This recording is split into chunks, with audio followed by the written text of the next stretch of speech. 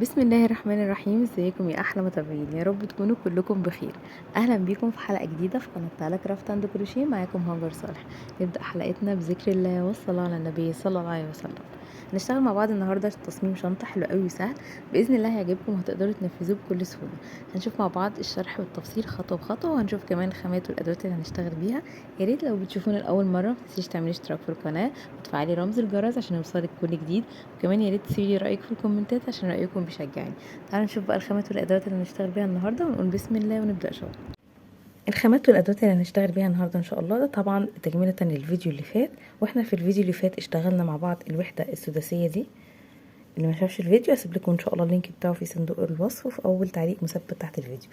يبقى انا هحتاج الوحده دي، وهحتاج الخيط اللي انا هكمل بيه الشغل بتاعي، وهحتاج ابره الكروشيه اللي اشتغلت بيها نفس الوحده. انا معايا ابره كروشيه مقاس 5، وعايزه ابره تنظيف، وعايزه مقص. يلا نقول بسم الله ونبدا شغل. عشان اعمل التصميم بتاعنا النهارده فانا محتاجه من الوحده السداسيه بتاعتنا دي كام قطعه. محتاجه 7 قطع.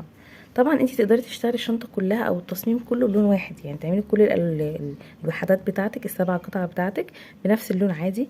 طبعا الالوان كلها اختياريه، او تعمليها مثلا مجمعه فيها كذا لون، او تعملي ال7 وحدات كل واحده لون لوحدها، بيبقى شكلها برضو حلو قوي. وعلى فكره التصميم ده ممكن تستغلي فيه بواقي الخيوط المتاحه عندك، في انك ممكن تعملي كل وحده لون وتشبكيهم مع بعض، بعد كده هيبقى شكلها لذيذ قوي.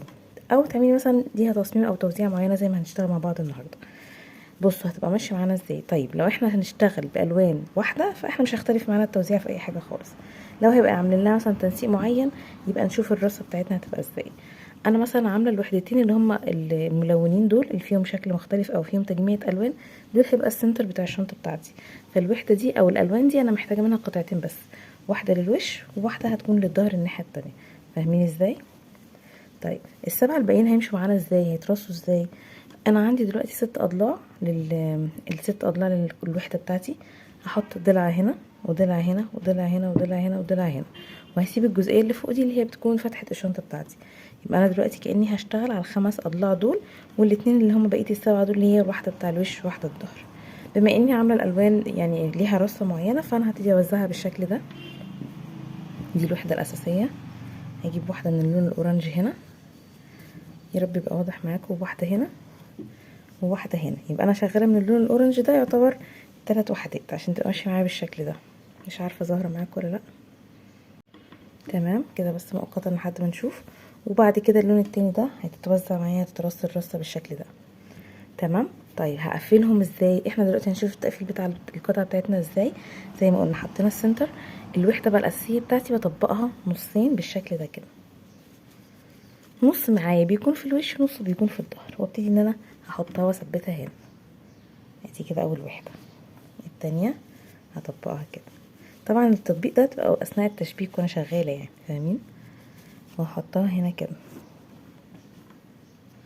اللي بعدها نص القطعه معانا بتكون في الوش والنص التاني بيكون في الظهر. مفيش قطعه فيهم مفروده غير اللي هي السنتر بتاع الشنطه بتاعتي بس، عشان كده عاملين منها 2، واحده هتتحط في الوش بتاع الشنطه واحده في ظهرها كده. والاخيره بالشكل ده كده. تقريبا كده شكل الشنطه بدأ يوضح معانا. ماشي. وهبتدي ان انا هجمع كل الاجزاء دي هشبكها مع بعض دلوقتي بالخياطه. فهمنا الفكره العامه هتبقى ماشيه ازاي؟ تعالوا بقى نجمعها مع بعض ونشتغلها مع بعض. دلوقتي هوصل بقى الخيط بتاعي اللي انا هشتغل بيه في ابره التنظيف بالشكل ده كده، وهبتدي اجيب الوحدات بتاعتي واشبك. طيب هشبكها ازاي؟ طبعا انا عندي غرزه الحشو بيبقى ليها حلقتين في كل جنب، وطبعا الوحدات متطابقه، يعني المفروض ان انا هلاقي في كل ضلع نفس العدد اللي انا شغاله في الوحده التانية. كان عندي هنا في الزاويه غرزتين حشو. تمام. هاخد الحلقه دي من هنا من غرزه، هاخد واحده بس. يعني انا دلوقتي انا بشبك دي هاخد الغرزتين اللي من جوه بس، اللي من بره بسيبهم للتجميع بتاع القطعه التانية. تمام. وهسحب خيط وهشتغل خياطه عاديه. تمام كده سحبت الخيط بتاع الغرزه الاولانيه. انا هجمع باللون الاساسي واروح رايحه على الحلقتين اللي بعدهم، وابتدي اجمع خياطه عاديه برضو. بسيب الحلقتين اللي اشتغلتهم واروح رايحه على الحلقه اللي بعدها، باخد الحلقه الخلفيه من هنا والحلقه الخلفيه من الغرزه التانية، واسحب واشتغل خياطه. تمام اهي. انا عندي غرزة الحشو بتاعتي بتكون حلقتين، انا باخد واحدة بس، والغرزة اللي قصادها برضو هتكون حلقتين، فانا باخد واحدة بس،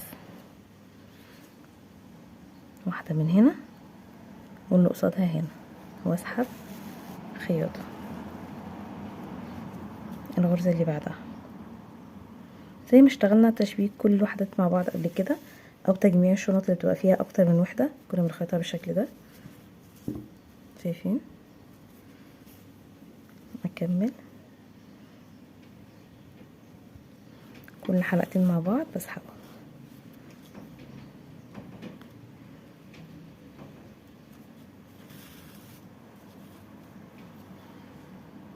بالشكل ده.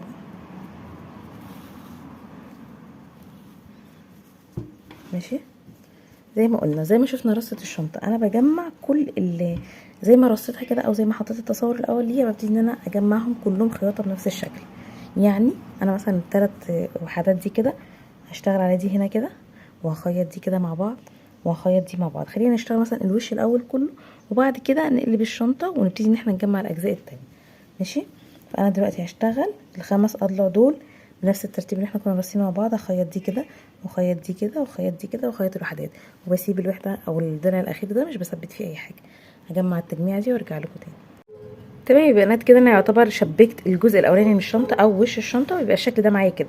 دي كده الوحده السنتر بتاعتنا، ودي الاجزاء او الوحدات التانية. تمام، هبتدي بقى زي ما انا زي ما شفتوا كده، لسه معايا بقيه الخيوط اللي هكمل بيها تشبيك.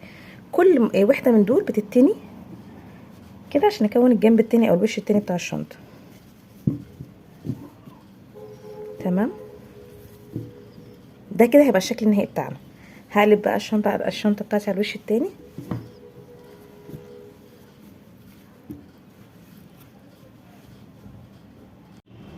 وبجيب بقى الوحده اللي هي بتاعه الظهر، وهتتخيط هنا كده بالشكل ده. يبقى انا برضو هشبك الوحدات دي خياطه عادي زي ما انا كنت شغاله، وهشبك دلوقتي السمبوكسيه اللي في الاخر دي في نص الشنطه. هيبقى الوش والظهر كده عندي بالشكل ده. هخلص بقيه التشبيك وارجع لكم. كده بعد ما خلاص خلصت كل تجميع الشنطه بالشكل ده كده، تمام، وقفلتها وش وظهر، وشلت كل الخيوط الزياده. دلوقتي هبتدي اعمل ايه؟ هبتدي الف على الجزئيه اللي فوق دي كده كلها داير ما يدور بالوش والظهر بغرز الحشو، اقفل الشغل بتاعي كده. تمام، فانا هوصل الخيط في اي مكان. هوصل الخيط مثلا هنا كده، هسحب الخيط وهسحب واطلع غرزة سلسلة واحدة بس، وارجع اشتغل حشو في نفس المكان، وهمشي على كل غرزة هتقابلني هشتغل عليها غرزة حشو واحدة بس. انا بعمل بس تحديد كده وسطر نهاية تقفيل للشغل بتاعي بالشكل ده كده. هلفها كلها داير ما يدور، كل غرزة هتقابلني هشتغل عليها غرزة حشو واحدة بس. هطلع كده كل الجوانب دي، وهطلع الارتفاع ده، وهلف داير ما يدور لحد ما اوصل لهنا كده. وبعد كده ايه، هقفل الشغل واقص الخيط الزياده وافنشه، وبعد كده نرجع نعمل يد مع بعض باذن الله. خلصت كده السطر اللي اشتغلته تحديد على القطعه بتاعتي كلها داير ما يدور بالشكل ده كده. تمام، دلوقتي بقى هعمل اليد، واليد دي تقدري تعمليها باكتر من طريقه. ممكن لو انت حابه تركبي لها يد جلد مفيش مشكله، يد هندي، حابه تعملها يد معدن براحتك، حابه تشتغلي يد كروشيه وتثبتيها مفيش مشكله. انا بالنسبه لي هنا هشتغل اليد منها فيها بنفس الخيط اللي انا شغاله بيه. هاجي بس كده عند زاويه، شايفين الزاويتين اللي فوق دول؟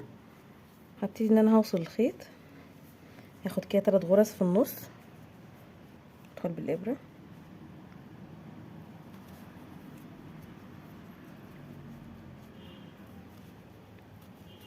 هطلع غرزه سلسله واحده، وهشتغل غرزه حشو في نفس المكان. دي كده اول غرزه عندي، الغرزه اللي بعدها غرزه حشو، واللي بعدها غرزة حشو. يبقى انا بشتغل على ال3 غرز اللي في النص كده 3 غرز حشو. تمام، هطلع سلسلة ارتفاع، ده كده هيبقى عرض اليد بتاعتي، والف الشغل على الجنب التاني، وهشتغل في كل غرزة حشو غرزة حشو. 1 2 3. بعد كده بطلع سلسلة ارتفاع وبلف الشغل على الجنب التاني، واشتغل على كل غرزة حشو غرزة حشو.